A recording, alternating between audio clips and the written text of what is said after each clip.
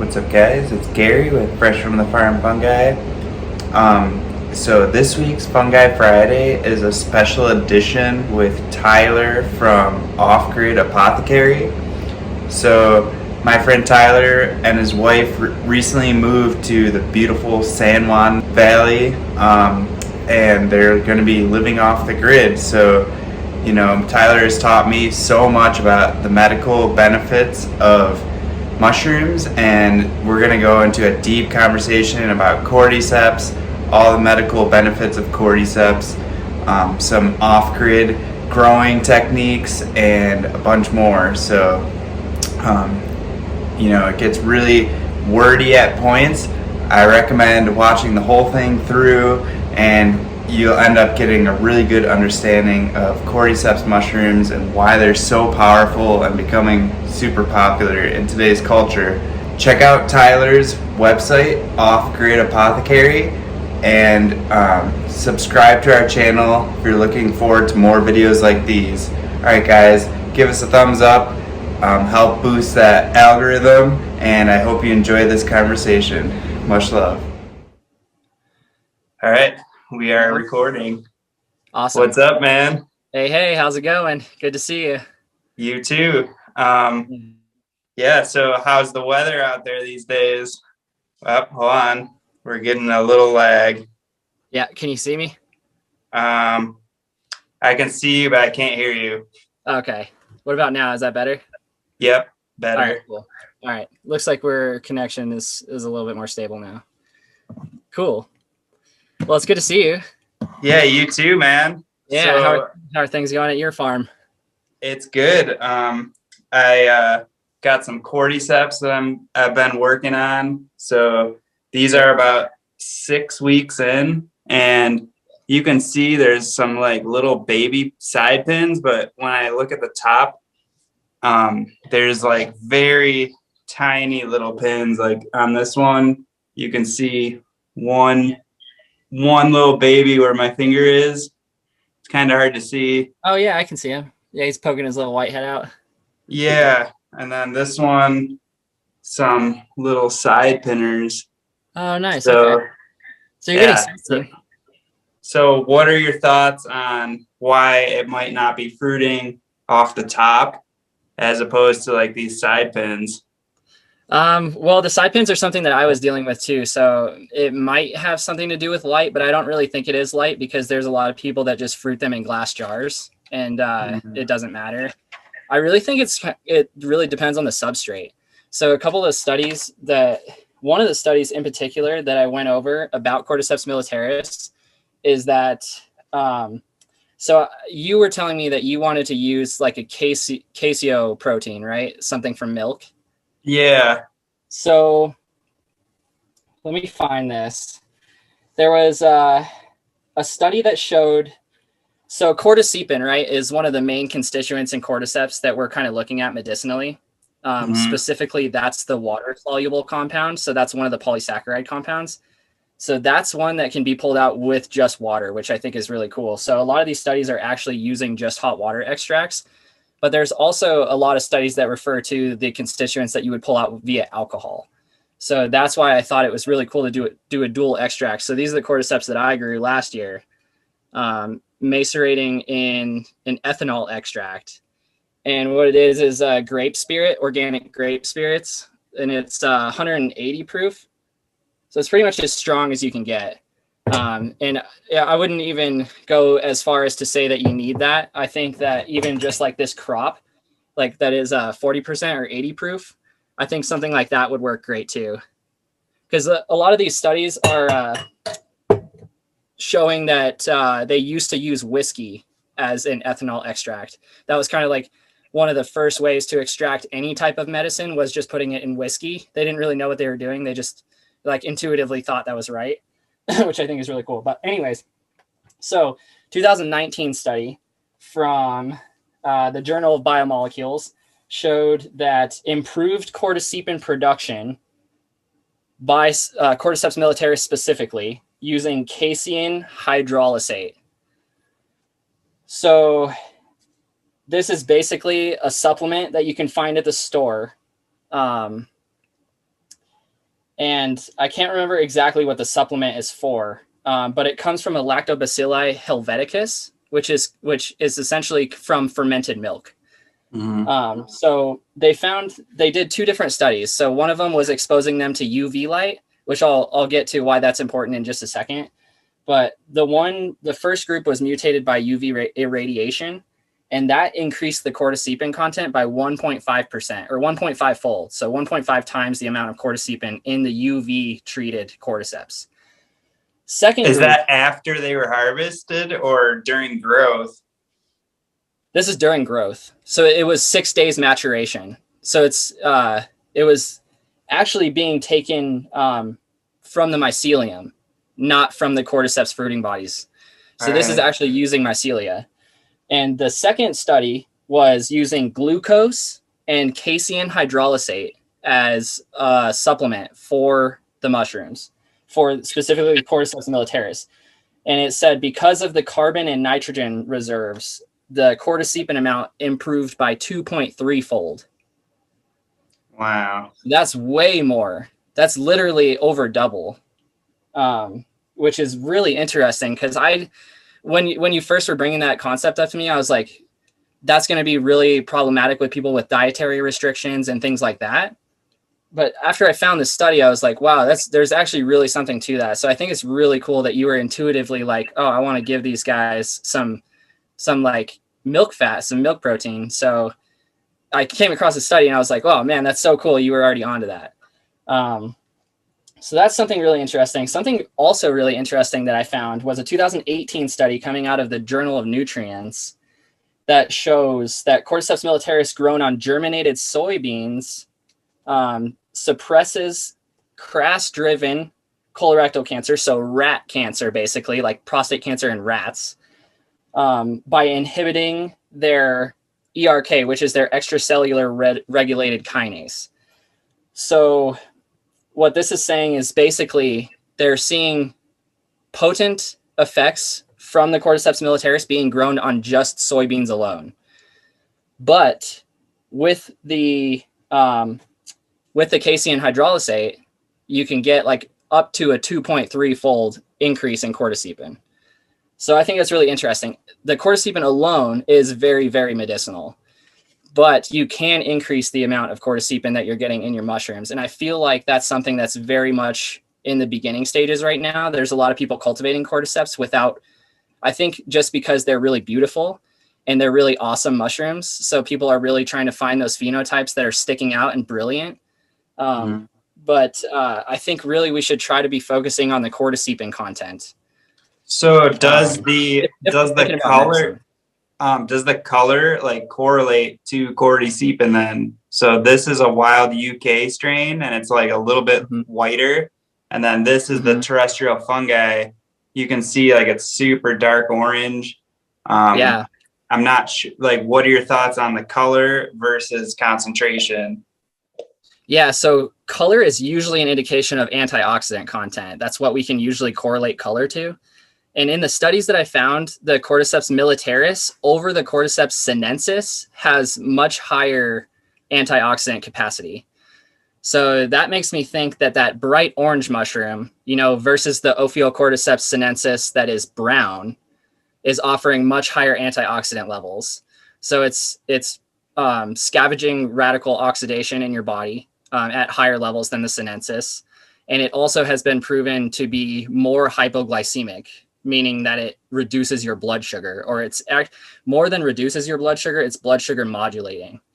So if you have a certain amount of blood sugar in your system and you take cordyceps, it's basically like, it'd be like taking maitake. It's a blood sugar regulator. So it's not just going to like decrease your blood sugar. It's going to modulate it wherever you need to be, which I find really cool. But there were a bunch of studies that were showing the antioxidant capacity in cordyceps that were grown in lab versus the cordyceps that were grown or found in the wild. And the cordyceps grown in lab have been shown overall in general to have way more antioxidant capacity and potentially more cordycepin, especially if we're cultivating in specific ways, like adding that casein hydrolysate and then adding other, glucose. Glucose is a really, they love sugar, so that makes me think of Mycosymbiote's recipe. He has sugar in his recipe. So I think there's definitely some credence to that. Yeah. So I feel like in my procedure, I'm adding the sugar in the liquid culture with honey. Do you think that you should supplement more sugar in your substrate, or is that enough just with the liquid culture? The studies that I've seen, they're literally adding the sugar to the substrate. Wow. So it's something that you actually do, like they do add as a supplement to the sub. Cool. So maybe I'll visit that. Yeah, I think it's something really interesting to look into. There's so many studies on Cordyceps right now, especially Cordyceps militaris, because it is such a highly cultivated mushroom. It's gaining so much interest. Like I was getting on PubMed and it was like literally page after page after page after page of articles of scientifically clinical proven trials with Cordyceps. And most of them are actually related to being anti-carcinogenic and anti-tumor, which I find really, really cool. And that's kind of like across the board. There's so many mushrooms like that, anti-tumor, anti-cancer, anti-inflammatory, antioxidant. There's so many compounds in the mushrooms that make them bioavailable and safe for us, which I find really cool. But I guess I want to go over, so what I was talking about the UV exposure is it's related to the ergosterol content. So the ergosterol is found in a lot of mushrooms, and it's basically a provitamin or a previtamin to vitamin D2. So it's basically a precursor to D2, which is something that now has been proven to upregulate the immune system. There are over a dozen studies that show your levels of vitamin D are directly correlated with your immune function. So ergosterol is really interesting. It's very, very high in shiitake, so keep that in your mind for the moment. But so ergosterol is a previtamin or a provitamin to vitamin D2. When exposed to UV light specifically, it gets converted to D2. So that makes me think of all of the studies that Paul Stamets was doing with shiitakes, drying them gills up. So their ergosterol content in shiitakes is extremely high as well. So that shiitake ergosterol is being converted to D2 in the mushroom when it's exposed to UV light, which I find just fascinating. It is a way that the mushroom biosynthesizes the UV light coming in and then actually uses it just like our body would. So like mushrooms we're just so much like mushrooms. Like Paul was saying, like we may have stemmed from mushrooms, like we have so many genetic influences that seem like they are from mushrooms, or at least correlated to mushrooms. So that's what I find really cool about the cordyceps also, is that they are very high in ergosterol. So as soon as they hit the UV light, the UV radiation, their vitamin D2 increases. So it is also a great source of vitamin D if it is exposed to UV radiation, which we were talking about that study earlier about the UV light, about them being exposed to UV light and it increasing the cordycepin content by 1.5 fold. So I think that's very, very closely related to the ergosterol content in the mushroom. There's a couple, I pulled all these from the Fungal Pharmacy, which I could not speak like more highly about. Robert Rogers wrote this Fungal Pharmacy, and this is where I get a ton of studies. So like you can open it up, find a random study. So find a random study here, go all the way to the back. He has all of them listed, all of them in there, like where they're from, how they were conducted, when they were conducted. So like, this is a really, really cool book. That's like how I stumbled into the rabbit holes basically. And then from there, you research PubMed and all these public sources of information where we're actually getting clinical evidence. Like, it's so cool. We're in a time now where the public can actually access all this medical information and then put it to use. Like, there's something to be said about citizen scientists right now. And I think they're really paving the way to think differently. It's really using that other side of the brain that's not so mathematical, but more creative. So I find that really interesting. There's another, so I pulled these compounds out specifically from the fungal pharmacy because he found that they were the most prevalent in the Cordyceps militaris. So there's also beta cytosterol, which is a phytosterol, very similar to a steroid in structure. Actually very, very closely related chemically to a cholesterol.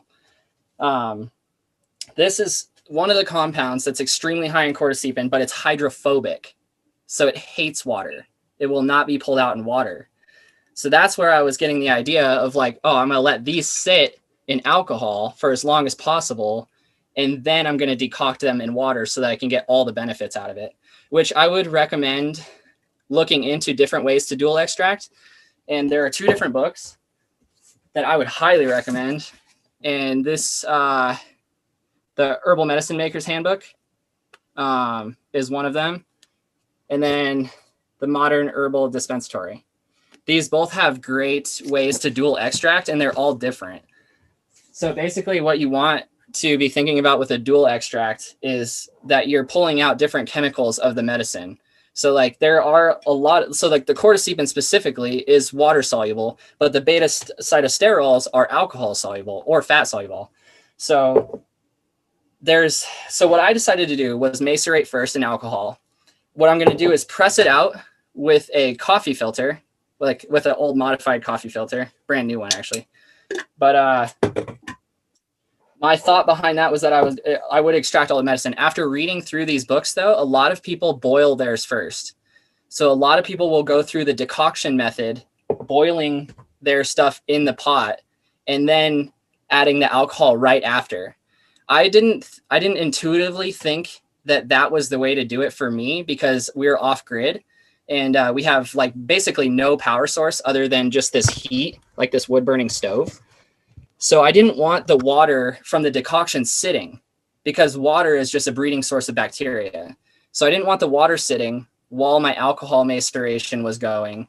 I just didn't have like, if you have a whole streamlined process where you could do this right after the other, boil it and then get the alcohol going, I would recommend boiling first and then doing the alcohol because it's safer, because there's going to be a little bit leftover alcohol in here that I'm actually boiling inside, which is not necessarily the safest thing, but I'm very, very highly ventilated in here. So I feel like it's safe. So that's kind of my rant about dual extracts. There's tons of different ways to do it. This is just the way that I decided to do it, just because it intuitively felt right to me to do the alcohol extraction first, press it out, and then do the water extract, just because I have a lower risk of contamination that way, I think. And I'll probably have a longer shelf life from what I'm assuming. So one more thing I have about a question about that. Sorry. For your extract there, like how much fruiting bodies did you use, and then how much final product will you get from that? Yeah, so this is 750 milliliters of ethanol extract, or of ethanol, sorry. It's about, to be honest, I didn't weigh these, but I'm assuming that it's around 3 to 4 grams of mushrooms. Wow. So they're very potent. Yeah, I think so. I think that, I mean, that's just, it may be me just overestimating the power of the medicine too, like just because I've read so much about it and I have so much faith in it.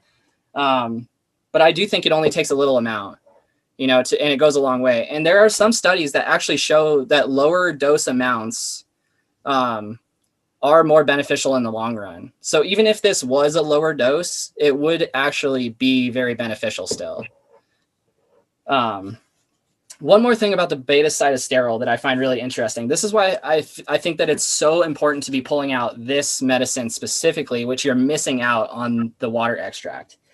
So the beta cytosterol medically is commonly used for lowering cholesterol levels, specifically lowering LDL, but not having an effect on HDL. So it also is used medically for BPH, or benign prostatic hyperplasia, which plagues a lot of men. There aren't a lot of men that even know about BPH, but it affects almost every male on this planet. So it's basically an enlargement of the prostate that happens over time. It's an inflammation of the prostate. So what beta cytosterol does is it goes in and it has a direct affinity for the prostate specifically in reducing inflammation in the prostate. So it it has an extremely strong affinity for the prostate. And I've actually been seeing new studies that show that it has an extremely strong affinity for ovarian type diseases also, such as ovarian cancer. So it's working very much in our lower section. There are also very many studies that show that it increases sperm parameters and increases fertility. So it's working very, very much on our reproductive system also, which I find very, very fascinating. Everything's connected. So, whatever it's doing in one part of the body, it's going to have an effect in another part of the body. So it's kind of like, so I'm going to get into these molecules now, which are also listed in the fungal pharmacy. Adenosine and adenine. These are two really, really essential energy molecules. Basically, they're energy molecules within the body. So adenosine is essential for all life and energy. And I'm sure some of you that are listening, or you, Gary, have heard of ATP, or adenosine triphosphate. That's basically the energy molecule of our mitochondria in our cells. So it's a energy that every single cell in our body is making. So adenosine plays a huge, huge role in that specifically. And it's very high in cordyceps, which is really interesting. And something very interesting also is the adenosine content increased with the casein also, which I find really weird, but very cool. So another thing that adenosine is really important for is for cyclic AMP, which is very important for signal transduction in our neural pathways. So it's literally getting things from our brain to our organs and back and forth. It's helping in that pathway. It's a blood vessel dilator, which could be very, very potent in maintaining the integrity of the vessels in the body. It has an extremely strong affinity for myocardial ATP generation, which is the muscles of the heart generating ATP. So it's literally having an effect on how much energy your heart is putting out and how much energy is going into your heart to continue your heartbeat, which is keeping you alive. So I just think that's just fascinating. Medically, adenosine is used to regulate heart rate. So that's something really interesting too, because you hear about cordyceps increasing your energy levels, but how is it going to increase your energy levels, but also be able to restore an abnormal heartbeat? It seems almost contradictory, but that's just like a part of the mushrooms, is they're all synergistic. They're working so synergistically that some of these compounds will be pulled out medically and be used for certain things, but the other compounds within the mushroom will completely counteract or actually help those molecules interact with your body. So if we're pulling out adenosine as a medical constituent and trying to put it into the body, it's going to help restore abnormal heartbeats. But it also comes with major side effects. So adenine is one of the 4 nucleobases in DNA. So it plays a very, very large role in cellular respiration, just like we were talking about earlier with adenosine, and also plays a role in protein synthesis, which is one of the most important things going on in our body.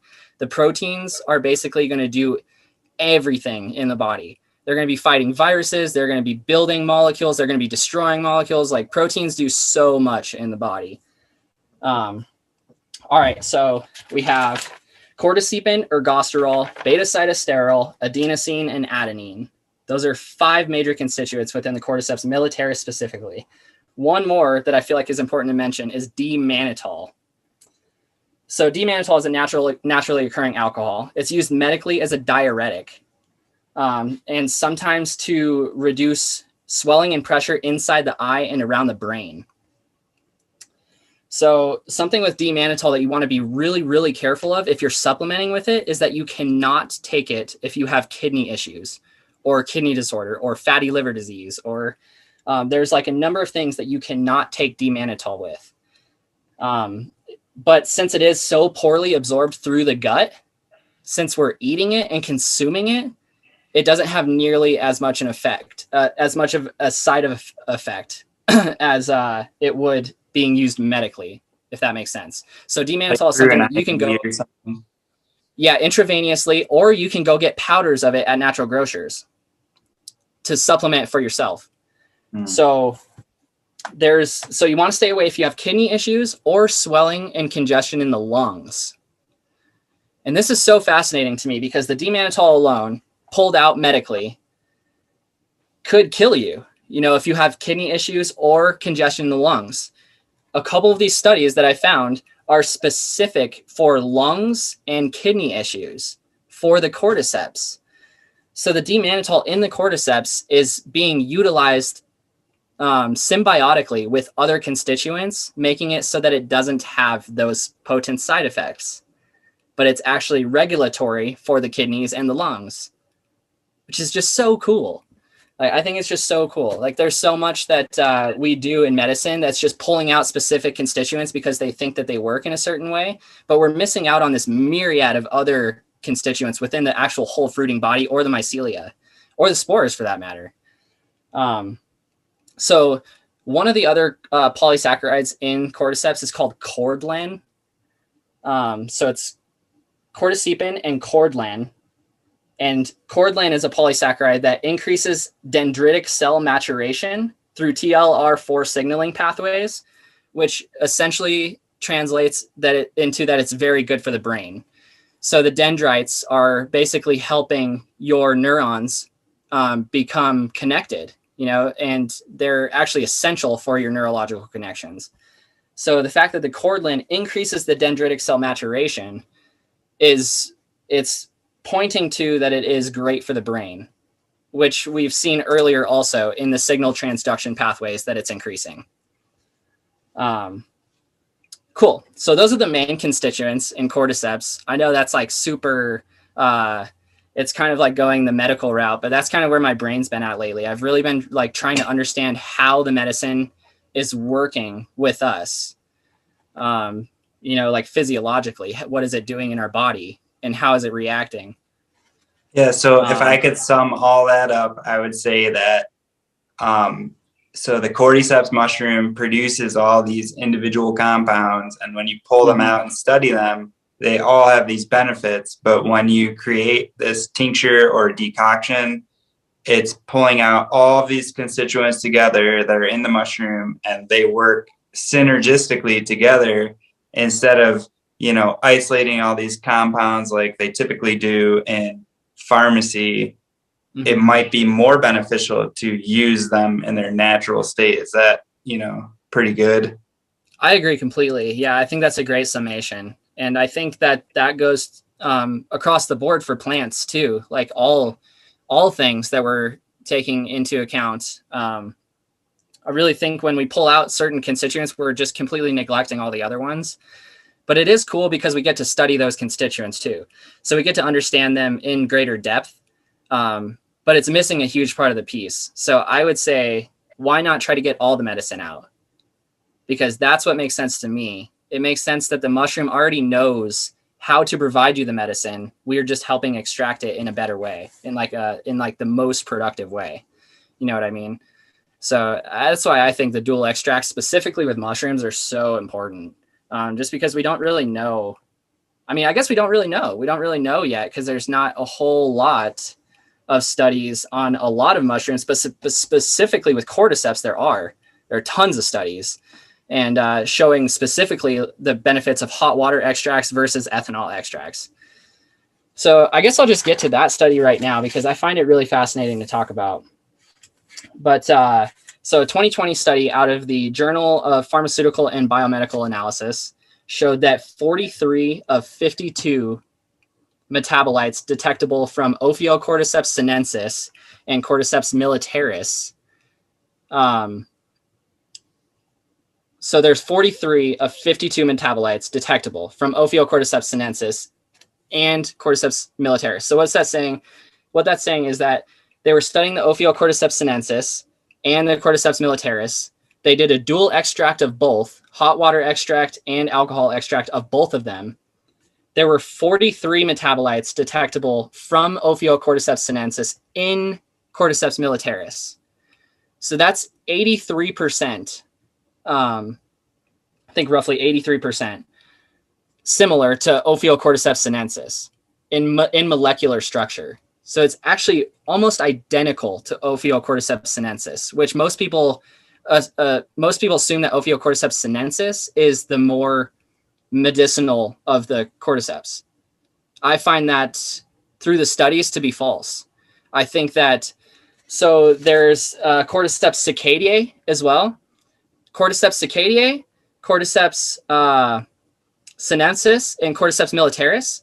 They're almost identical across the board for their medical constituents specifically. So I think it's really cool that we can actually use all these interchangeably, specifically with the Cordyceps militaris, because the Ophiocordyceps sinensis is so highly valued because it's hard to find. You know, you have to find it maybe just because people aren't really looking for them yet, but it's much pricier. It's probably a little bit less sustainable since we're wildcrafting.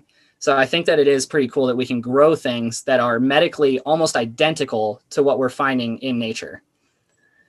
Specifically the alanine, aspartate, glutamate, mannitol, ornithine, serine, and trehalose. I'm not even going to try to go through all those, but those are the basically 7 of the 11 that are missing from the Cordyceps militaris. So one thing that I also found interesting about this study is that the water boiled of both of them had 30% higher number of extracted metabolites than the alcohol extract. So if there was one specific way you were going to do the Cordyceps extract, I would highly recommend that it's the water extract, because you are getting 30% more medical constituents out of the water extract than you would the ethanol. But that's not to say that the ethanol isn't pulling things out also. Like we talked about earlier, it is pulling out specifically the beta-cytosterol. So yeah, I found that one to be really interesting. So that's why a lot of these studies are using hot water extract specifically. And a lot of them aren't doing dual extract. I just find it to be intuitively right to do the dual extract just because I want all the medicine out of what I grew. Mm-hmm. So yeah. You have any other questions before I start diving into more studies? No. So basically my summary of that segment was that Cordyceps sinensis and militaris are very similar. One of them is like wildcrafted, so that's why the price point is so high, where, Cordyceps militaris, you can just grow on rice. Yeah. And very similar compounds. You would rather, extract them with water because there's 30% more compounds, but dual extracts are best and alcohol extracts are third best. Yeah, I would agree. Because you are pulling out 30% more with the water alone. So it is a lot of times like people are looking for the polysaccharide content, right? In mushrooms, That's where like people's minds go to for medicinal content. But there's tons of other things in mushrooms, like sesquiterpene profiles, that plays a huge, huge role. And a lot of those aren't even water soluble. A lot of those are only alcohol soluble. So that makes me think that we're missing out on a lot of the medicine alone, just like not being able to extract certain categories of medicine. So yeah, I think that if you were just to do a one specific extract that you didn't have like you didn't have ethanol, say, like I would highly, highly recommend just doing the water. Because you're going to get very potent polysaccharide content out of the hot water extract.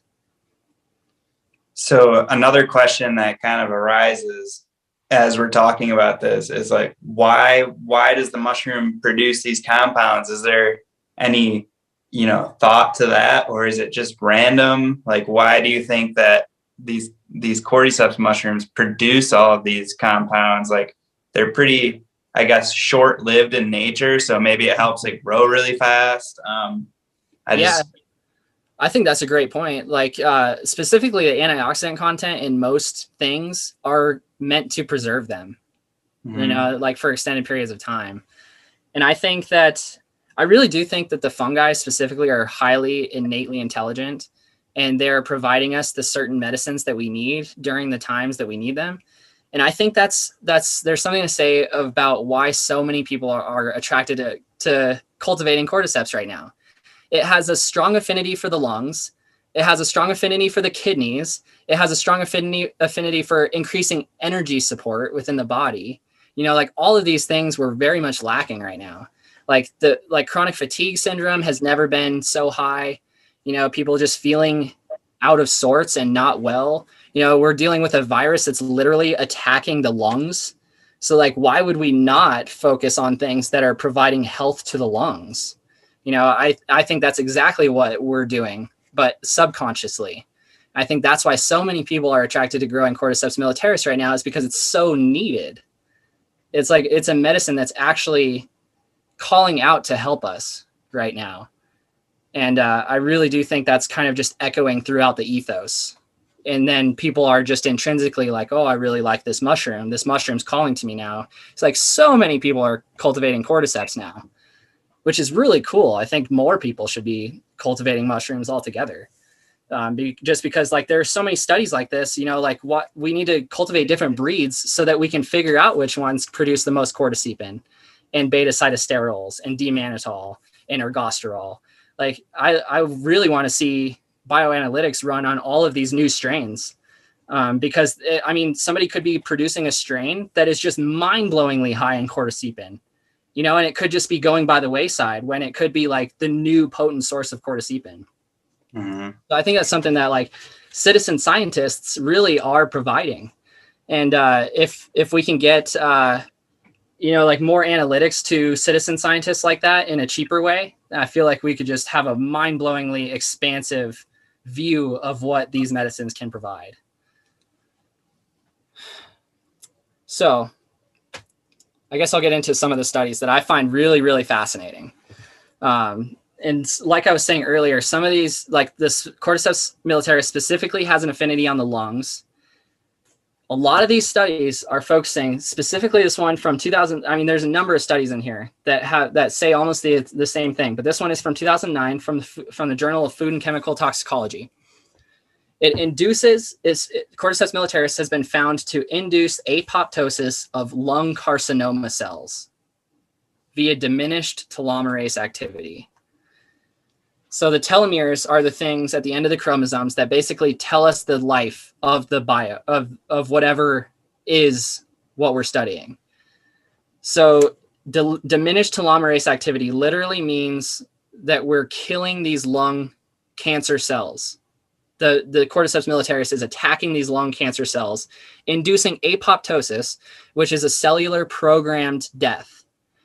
Apoptosis is what happens when your cells need to recycle throughout your body. That's just a natural process, and it can either be helped or hindered. So what these Cordyceps militaris are doing they're helping the induction of apoptosis with cancer cells specifically. So it's literally attacking the lung cancer cells. That's just one study in the food and chemical toxicology. I'm going to find another one that's very similar.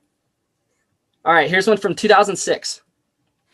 Hot water extract of Cordyceps militaris inhibited cancer cell proliferation by inducing apoptosis through activation of caspase-3, which is a protein that encodes for apoptosis in the cells. So this means that it could have a potential in human leukemia, which I find just fascinating.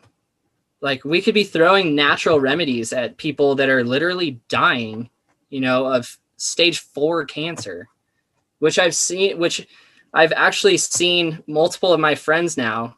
Like, I've had multiple people reach out to me and they're like, wow, I saved my dad with turkey tail, or I saved my mom with turkey tail. Like specifically, I can think about this guy right down the street from me. His dad was stage 4 prostate cancer. He started giving his dad 8 grams of turkey tail a day, literally out of the hospital bed within 2 weeks. Stage 4 cancer, the doctors gave him a couple more days to live. He's still alive years later. He takes turkey tail every day. That was the only thing he changed. He didn't even change his diet. He literally just started taking turkey tail. Like, mind-blowing. Another study from 2005, water extracts of Cordyceps militaris are found to induce apoptosis plus the growth inhibition of U937 leukemia cells.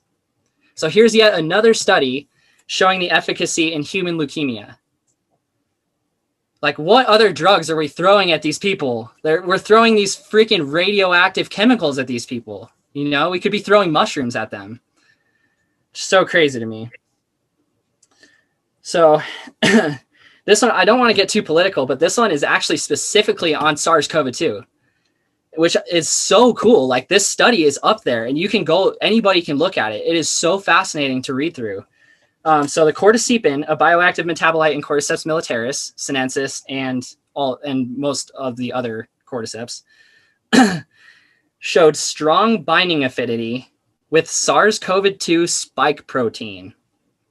So a spike protein in a virus is basically, I don't know if you've ever seen like an animation of a virus, but it has all these like protruding things coming off of it.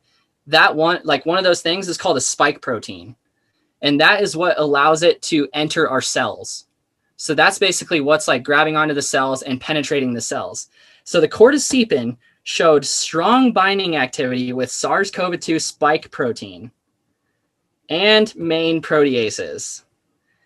The spike protein is the focus of all major COVID vaccinations. If we can find something, cordycepin specifically, this study was from 2020 in the Journal of Biomolecular Structure and Dynamics. This is a very legitimate study. Found strong binding activity with the spike protein, literally not even allowing the spike protein to enter a cell. It literally stopped the virus. So I don't want to say that like cordyceps can kill a virus because I don't want to make a claim like that. But like, this study is profound and I highly, highly recommend looking at it. You can literally Google search it. It'll be one of the first things that pops up. It's on PubMed. So cool. So what we were talking about earlier about the D-Mannitol being very problematic for the kidneys. This is really cool. This is a study from 2019 from the Oxidative Medicine and Cellular Longevity Journal. So it has been shown, cordycepin has been shown to improve chronic kidney disease via TLR4 and NF-kappa B redox signaling pathways. So that's basically our detoxification pathway in our kidney, is what that's saying. So it is actually improving chronic kidney disease. When we're looking at D-Mannitol being used, that could actually kill you if you have compromised kidney issues.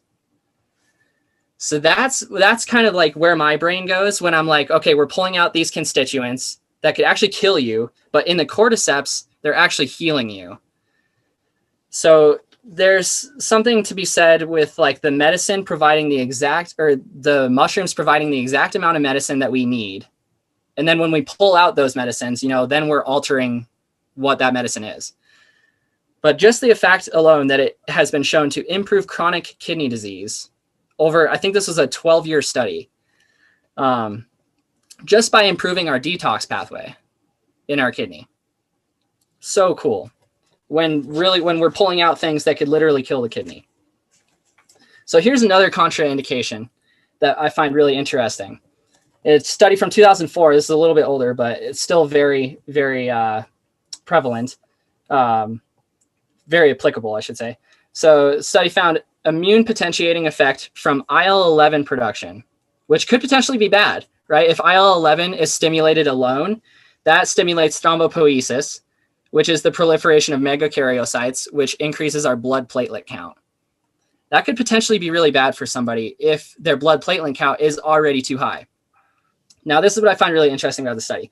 Found immune potentiating effect from IL-11 production plus stimulation of myocardial ATP generation and enhancement in myochondrial electron transport, which is a very, very rare combination. Like, very rare combination. So what this is saying is that it is increasing thrombopoiesis, but it's actually self-regulatory because it's stimulating myocardial ATP generation. So it's stimulating something that could potentially be harmful for you, but the other constituents within the mushroom are modulating that effect so that it doesn't have negative side effects on you.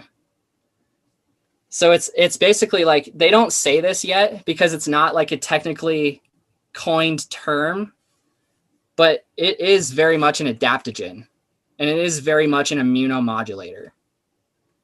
So that's something that's just so, so important that we're not really focusing on Because when a lot of reason these studies were done were because people were really scared that the cordycepin would be overactive for people. They were scared because it was so stimulatory. It was so good at enhancing energy that they were like, there has to be some side effects that are negative. Haven't really found any yet, which is awesome. There's a study that was from 2010 from the Central European Journal of Biology that shows that it appears to upregulate dopaminergic systems, which leads to me thinking that it is actually a neuroprotective mushroom. So our dopaminergic system is basically another neurological pathway that it's working on. So it's working on two different neurological pathways, the signal induction plus the upregulation of the dopaminergic system, that it has such a strong affinity for the nerves and for the brain, which is, if you think about it, if you're increasing your energy, you're thinking that your nervous system is being activated. But that's not necessarily the case with cordyceps. It's actually stimulating ATP genesis and actually calming down the nervous system. So this is why I think that it's going to be a really, really strong treatment for specifically with people with chronic fatigue syndrome, CFS, which we're seeing a ton of right now. People that are just chronically fatigued and they don't know why. So a lot of people were doing these studies because they were like, well, the cordyceps is going to be overstimulating for people. But they found that it's actually not overstimulating. It's stimulating if your immune system is down and if your functions are down. It is stimulating, but if you're at a normal, healthy level, it actually doesn't stimulate. It holds still. So it's not something that is overstimulatory. It's actually modulatory in my mind. All right. So there was that study, it was in 2020 of the Journal of Ethnopharmacology, the one earlier where I was saying that it found sufficient evidence to show that there are very similar compounds in the Cordyceps cicadae, the Cordyceps militaris, and the Cordyceps sinensis. I don't know much about the Cordyceps cicadae. I don't even know if I'm saying that right. But that is another type of cordyceps that they're studying that has shown very similar attributes to the sinensis and the militaris. Is that in cicadas? Is that why they call it that? I think that might be why. And I can't remember where I saw it, but I saw a photo of the Cordyceps militaris eating a cicada. So maybe that would make sense. Ooh. So a study from 2015 in the Journal of Medicinal Food showed that Cordyceps militaris enhances cell-mediated immunity in healthy Korean men. That's notable. So this was in Korea. They found that the militaris extract, the hot water extract, increases your cell-mediated immunity. So we have a couple different immune systems that are helping us along our immune pathway, right? And cell-mediated is one of them. It's actually one of they're all important. They're all very important. But cell-mediated is going to help us discern what is good and what is bad from the outside pathogenic material that's coming in. So that's something that is actually increasing your efficacy of your immune system, literally just by taking Cordyceps militaris hot water extract. There's another interesting study from 2019. Fermented Cordyceps militaris extract ameliorates hepatosteatosis. That's a hard word, but basically it's non-alcoholic fatty liver disease is what that means. So fermented Cordyceps militaris extract ameliorates, which means, gets rid of or helps non-alcoholic fatty liver disease via the activation of fatty acid oxidation. So it has an affinity for the lungs, the kidney, and the liver so far, and the heart. Lungs, kidney, liver, heart. Those are all extremely connected, especially when you're looking at Chinese medicine. Those things are basically like all one and the same. Like if one's not functioning well, all of those are not going to be functioning well. So I find that it's really cool that they use this in traditional Chinese medicine so frequently that I feel like they just knew, they knew that it was working on all these different levels, just somehow. let's see. So study from 2020 from the BMC Complementary Medicine and Therapies. Cordyceps militaris induces apoptosis in ovarian cancer cells. So now we have apoptosis in lung cancer cells, in prostate cancer cells, in ovarian cancer cells, and I can't remember if I said kidney, but kidney as well. Just mind-blowing. It's so cool. So let's see. There's a couple other ones that I find really interesting in here also. Oh yeah, so this one specifically is using the mycelium of the Cordyceps militaris. So this was a hot extract of the mycelia. Polysaccharides from the mycelia of Cordyceps militaris induced cytotoxic effects from chemotherapy. So in chemotherapy, you're going through radiation. It's actually becoming very cytotoxic, which means that it's killing your cells. You know, they're focusing on killing the cancer. That's what they want to do. They kill the cancer. But with chemotherapy, you're killing everything, right? So there's tons of studies on turkey tail specifically with this right now, turkey tail and reishi, that if you take them in combination with chemotherapy, the negative side effects of chemotherapy will be far less detrimental to you, far less detrimental. And I really do think that has a role in like the cell-mediated immunity and the adaptogenic properties. I think that it's just helping us go through that crazy process that is chemotherapy, because chemotherapy is it's a nutso process. It's crazy, you know, but it helps. It saved a lot of lives. So if we can find something that we can use in conjunction with that will help negate those negative side effects, why wouldn't we do that? So Cordyceps has been proven to do that. Turkey tail has been proven to do that. And reishi has been proven to do that. So that's something I find really interesting. If you're out there going through chemotherapy or know somebody that's going through chemotherapy, I'd highly, highly recommend telling them to ask their oncologist about mushrooms. When I was in school at Denver Metro, one of my teachers came down with breast cancer. I told her about turkey tail right away. First thing, turkey tail, and I believe shiitake. Shiitake has been shown to do this also, specifically through chemotherapy. I told her about that. She talked to her oncologist. Her oncologist was like, I just read these studies. I want to put you on turkey tail 100% while we're going through this. So her oncologist just like totally got on board with mushrooms, just from her being cognizant enough to be like, I want to discuss mushrooms with you. I have this knowledge that this student has given me that I find really fascinating, and I want to corroborate with you on that knowledge.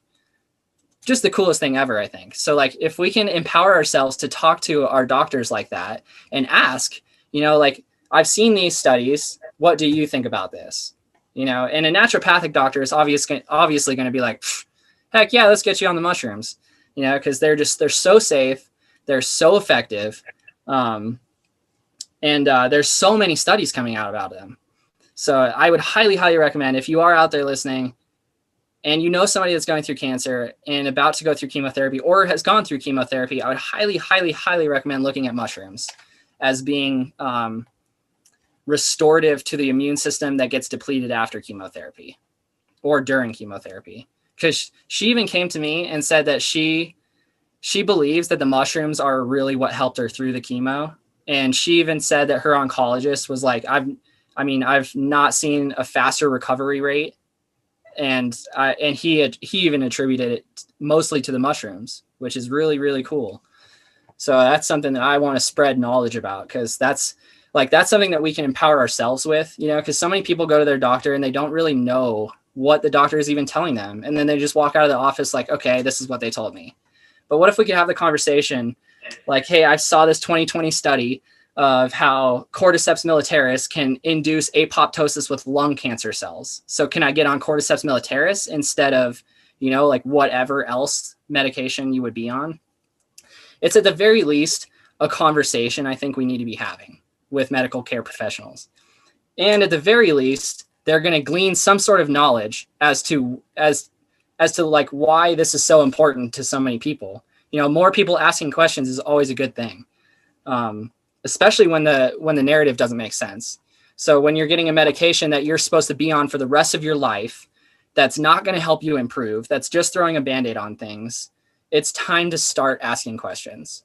It's time to start taking our power back. I really think that this is a way to take our power back, to study these medical constituents, study how they work physiologically in the body, and then make our own medicine, you know? And I mean, worst case scenario, just talk to your doctor about the knowledge you have, you know, because out here, we really try not to rely on any doctors at all. Danielle and I are totally off grid, and we're very far from a hospital. And it's just something that we don't really want to participate in unless we have to. There's a time and a place for us. So like if we're losing a limb, you know, if we're going through some major hemorrhaging in our brain or something like that, something that is meant for reactive care, we'll go to the hospital for sure. But like for flus, you know, virus, sickness, like fevers, you know, stuff like that, we would never go to the hospital. We would just try to focus on hitting it with fungi and herbs. And there's so many things, like, I mean, could go on for hours just naming the amount of things that you could do herbally and fungally just to take care of yourself preventatively so that you don't make it into the hospital with fatty liver disease or BPH, benign prostatic hyperplasia, which actually leads to prostate cancer in most cases. So, Very cool. Yeah. I feel like that's, you know, very powerful information. You know, it's gonna take a little bit of time for, I feel like, to become mainstream, but it's on its path, and, you know, spreading all of those articles, and a lot of these studies are like 2020, like, so I feel like this is going to be like the resurgence of, you know, homeopathy medicine or natural medicines. So one thing that, you know, my channel focuses on is like cultivation. So what are some of the challenges that you guys face cultivating these mushrooms, being off the grid? And like, do you have any recommendations?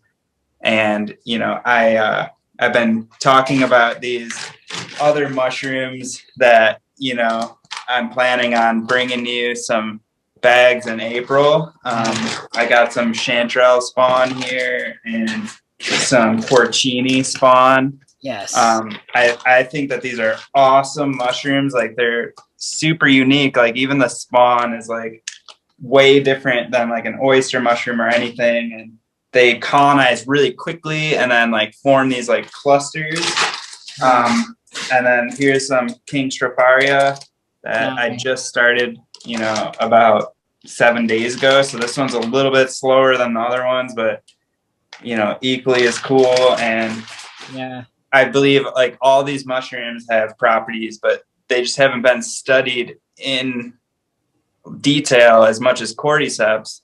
But is there a way to cultivate Cordyceps outside, or like, what do you recommend, like with your situation being off grid, like giving the tools to everyone out there to grow these mushrooms? Yeah, it's something that I don't have anything growing currently, and I wish I did, but I just, like, we're just still at the beginning stages of starting our homestead. So it's just been like literally just trying to like stay alive, you know, for the first couple months. And like, I haven't really been able to focus on cultivating, which really is bothering me, but I have everything lined out. So I have the lab space, I have the culture room, and then I have a fruiting chamber, and it's all ready to go. It's all, the hardest part, I think, for us is going to be temperature regulation. That will really be the hardest part, I think. I'm not worried about contamination, really. I'm not really worried about, I'm really not worried about anything besides temperature regulation, because I want to keep things at a solid temp. So basically, I guess I'll and show you guys how to now. It might help anybody.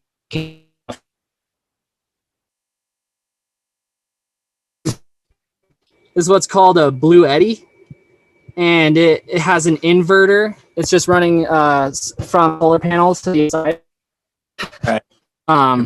Breaking up a little bit.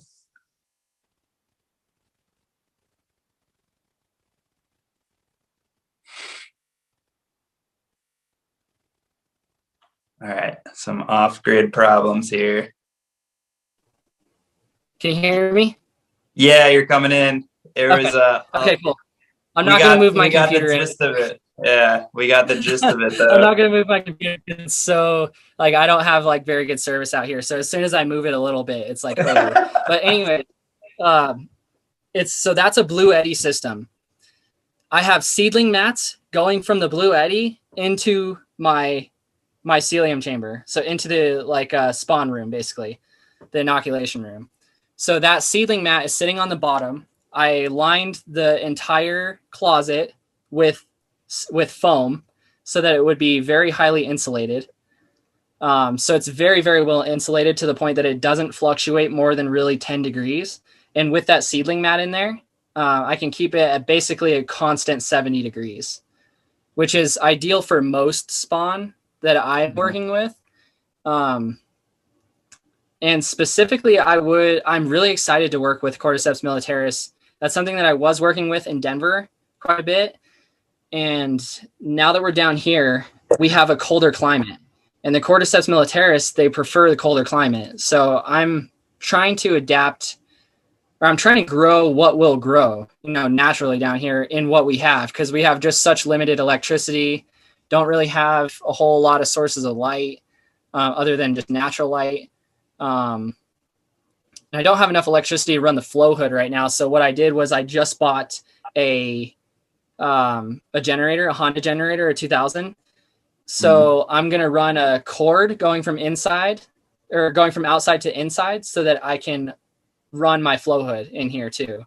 So it'll be like an off-grid flow hood. Yeah, I'm super that was excited. That was my biggest question. Like, that's pretty awesome that you can get that going off a generator. So I feel like so I can if you can do that, then you can do anything. Cool. Yeah, so the flow hood is going to sit right here. Currently, we have a mealworm farm going, which is really awesome. Would highly recommend mealworms. Sweet, man. Well, look up. You're starting to break up a little again. Hello?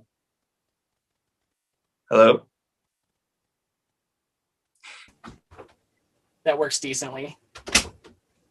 Nice. So that will be a great culture storage. So like everything is set up. Everything's ready to go. I just have to basically like get everything in line because we just adopted 7 chickens too. So I'm like spending all night and all day just trying to build this coop so that they have a safe place to roost and stuff. Very cool. On top of like getting all the garden beds outside going. So I plan on getting a couple garden beds going on the west side of our camper because it's the most shaded. So I was thinking of doing a couple of beds right there. So when you bring your spawn down, we'll have a couple of mushroom beds specifically right over here in this area, which gets morning shade all day and then afternoon sun, which I find intuitively for myself, I feel like that's what mushrooms would prefer, but I don't know. I'm not a mushroom. Yep. Cool, man. But, well, I'm excited. So I'm excited. There'll probably have to be part 2 of this video once it gets a little warmer. Like I definitely want to come check it out. So, we'll definitely keep that in mind. I'll keep you updated on the spawn. And then hopefully, I'm just being too impatient with these and hopefully we get some Cordyceps soon. But I'm looking forward to seeing your setup down there, and thanks for all that really, really detailed information. Like I feel like it's a lot to digest, but it's like a very strong nucleus of information about Cordyceps. So I'm excited to get this out there, and we'll have to follow up on your mushroom farm, and well, maybe even like part 3 in the summer when you get some fruits. Yeah, we should do some sort of outdoor grow part as well to highlight those. For sure. Yeah. But super exciting. And you guys are doing a great job. I respect all that hardship going through the winter. Like you chose not the ideal time to move out there, but I feel like you guys made it work. So now it's just going to be like improvements from here on out. 100%. Yeah. We moved down at a really, really bad time, but now we've got a jump start. Like we're a whole year ahead of what we would be, had we moved down in the springtime. Yeah. So it feels really good. It feels like we got that head start that we needed for sure. definitely excited to get the mushrooms growing down here. I'm super close, so want to do part 2 soon for that. All right, cool. Well, Yeah. I'll let you go and stay in touch. And then I don't know if you want to give a shout out to like any people that are looking for your products, or like where should you find you? Where do you have any more like videos out there besides the ones that we've been doing, or Yeah. just So Danielle and I, my wife. So Danielle, my wife, and I started a company called Off Grid Apothecary. All one word. If you're looking for the website, it's offgridapothecary.com. All of that stuff will be well updated soon. It's kind of like our original products on there still, but there are like quite a few mushroom products still using your mushrooms. So yeah, Off Grid Apothecary. We're going to have an Off Grid Apothecary YouTube channel soon too. We have like 4 or 5 videos that we're waiting to upload. So I'm hoping to upload this one as well if you send this one to me. Cool. So yeah, offgridapothecary.com and then Off Grid Apothecary YouTube. Sweet. Yeah. And then right, well, I don't know if you want to do this extract also, but we can run through that if you are feeling frisky. Yeah, let's go through that. I forgot about that. Okay, cool. You want to just get going on it now? Yeah. Cool. All right, so I'll show you guys what I did. So I got this grape spirit that I showed earlier. It's 180 proof, which means 90% alcohol. Pretty sure it's 180.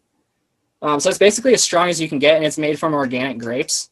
It smells super grapey, and when you take it, it tastes really grapey too. So that's kind of something that I didn't really think about before I did it. I was just like, this is like the best alcohol I have, so I'm going to use it. So this is all using grape alcohol, grape spirit, which will be really interesting. But this is my Cordyceps extract. This is all the stuff that I grew in Denver and then just dried and then put in here. I've been swirling it at least once every day. And when you swirl it, you can see like it just looks like orange Gatorade. Like so much medicine in here. So much medicine just out of the alcohol. You know, like you can see it. It's so cool. So what I'm going to do also is add 10% glycerin.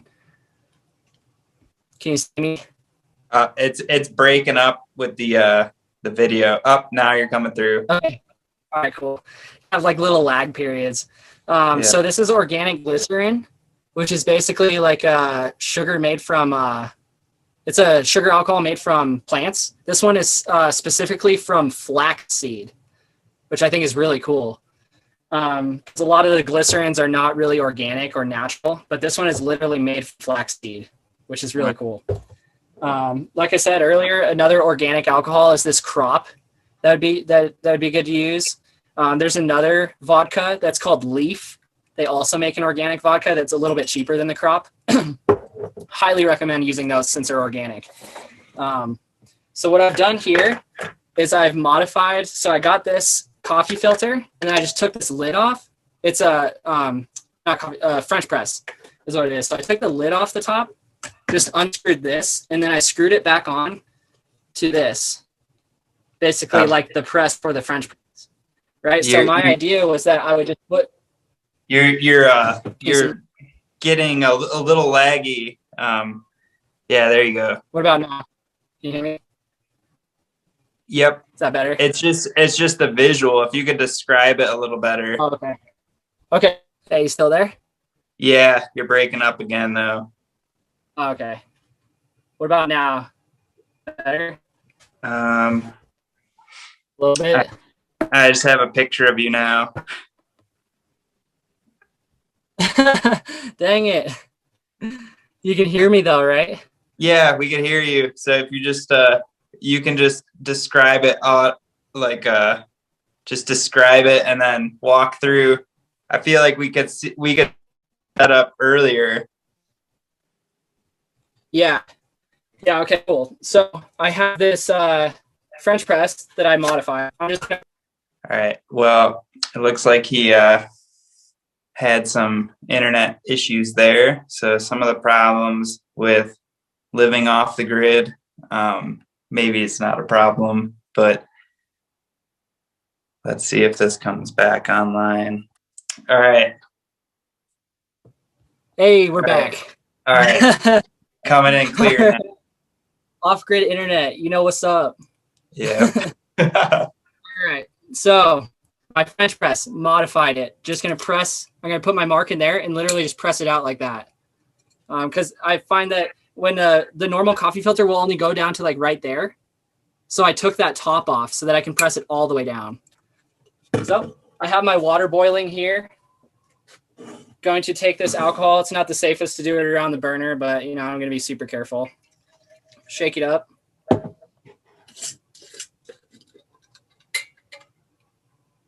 Gotta smell it. Make sure there's no contaminants on the lid or anything. Make sure it's clean. It's all alcohol, so it should be very clean. Just pour it straight in here.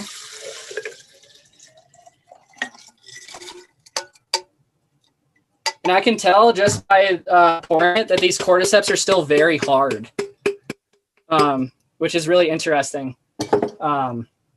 So I'm finding I find that that's probably an indication that not all the medicine has been brought out of it. If the outer layer is still hard, and that's maybe another reason why I would recommend boiling it first, so that you can break down the chitinous walls and then get it into the alcohol. But then you're introducing water to your alcohol, so you have to be cognizant of how much you're doing that, so that you don't get contaminants. So what I'm going to do is basically just press out these cordyceps all the way down. Just try to get the most amount of medicine that I possibly can. And like I said earlier, it's actually, you can tell that they're very hard still. So what I'm going to do is pour them back into here.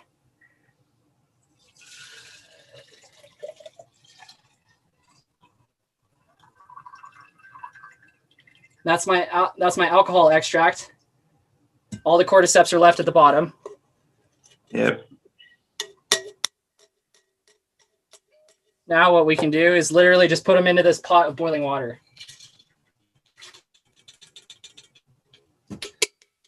And for this pot, I did roughly 1,000 milliliters of water, because I figured it would boil down quite a bit. And that way, once it boiled down, I could add it back into the ethanol extract. But I guess for a rule of thumb, you basically never want to have, from my understanding, really over 30% water in your alcohol extract. So if you can get ideally that ratio of 70% alcohol to 30% water, that would probably be most ideal. But I'm also going to add 10% glycerin. And the reason I do that is because glycerin is known as a synergist. So basically what that boils down to is that it plays together with the medicine well, or it allows the medicine to play better together. So it's going to synergize both the water soluble medicine and the alcohol soluble medicine. So this is something that I like to add. It's also an alcohol itself, so it acts as a preservative, and it also makes it a little bit sweeter, just because it's incredibly sweet. Just because it is like a vegetable sugar. So you get the sweetness, you get the synergistic effect, and you get more preservation. So that's something why I really think that that's a reason why I always add glycerin. Not always, but usually. So yeah, basically I'm going to boil this down. I'm going to put the top on it so all the medicine keeps falling back into the pot. And then I'm going to boil this down till it's about half of what it is. And then I'm literally just I'm going to have to find a bigger jar, but I'm going to add it into this, which is my ethanol extract. So I'll have the decoction of all the cordycepin in here, and then all of the rest of the medicine in here in the ethanol extract. And then I'll just combine them. Very cool. Simple. Yeah, and that's super simple. I mean, I intuitively just thought that this would be the easiest way. So I kind of go in my mind to like, what's the simplest that you can do? What's the simplest thing that you can do, since we're like working with no electricity or very little electricity and, you know, not much space. So this is literally just in our camper. I'm doing this, which is, I mean, like anybody could be making their own medicine, you know, it's really cool. Like you can grow your mushrooms in your closet and then come boil them on the stove, and you get like such potent medicine out of that, you know, like what's cooler than that? Yeah. Very cool. Yeah. Cool. Yeah. Well, I'll send few photos and stuff after this is done, but this is going to boil down for probably like at least an hour. All right. Yeah. Shoot me those photos in case this video is glitchy. I could just shoot them in there, and then Yeah. Perfect. I'll make like a, I'll throw it up on iMovie or something and try to patch it together. But Okay. Yeah. Sorry for the cool. lagging. That's all right, dude. It's a pro and con of being out there, because I feel like sometimes, it's good to get away from the internet. It's like, it is. If I want to disconnect, I could just walk out the door, and yeah. I'm in nature. Cool, man. Yeah. Thanks so All much right. for having me on, man. I can't tell you how much I appreciate you enough for what you're doing. Well, thanks for sharing all that knowledge and, showing your procedure for making your tinctures. And like I said, we'll do a part 2 soon. And if you want to do one more plug, it's Off Grid Apothecary. Yep. Off Grid Apothecary, offgridapothecary.com, and then Off Grid Apothecary on Instagram as well. Cool. And then we'll have a YouTube channel soon too.